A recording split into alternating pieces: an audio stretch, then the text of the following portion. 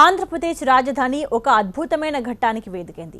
మహిళా సాధికారికతను ఎలుగెత్తి చాటే జాతీయ స్థాయి సదస్సు నేషనల్ విమెన్స్ పార్లమెంట్ కృష్ణా తీరంలో ప్రారంభమైంది.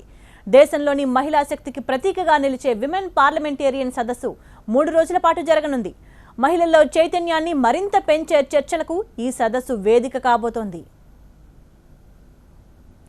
జాతీయ స్థాయిలో నిర్వహిస్తున్న ఈ సదస్సును దలైలామా జ్యోతి వెలిగించి ప్రారంభించారు.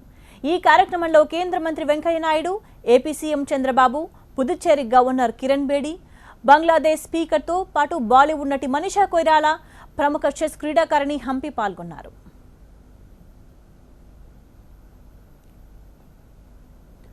మూడు రోజుల పాటు జరిగే సదస్సులో 60 మంది నిపుణులు వివిధ అంశాల మీద మాట్లాడతారు. అనేక రౌండ్ టేబుల్ సమావేశాలు జరుగుతాయి.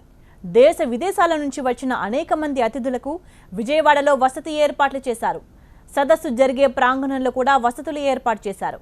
నేషనల్ విమెన్స్ పార్లమెంట్ సదస్సు మహిళా సాధికారికత సాధించడానికి తోడ్పడమే కాకుండా ఇప్పటికే ప్రపంచ దేశాల దృష్టిని ఆకర్షిస్తున్న అమరావతి ప్రతిష్టను మరింత పెంచుతోందని ఆంధ్రప్రదేశ్ ప్రభుత్వం భావిస్తోంది.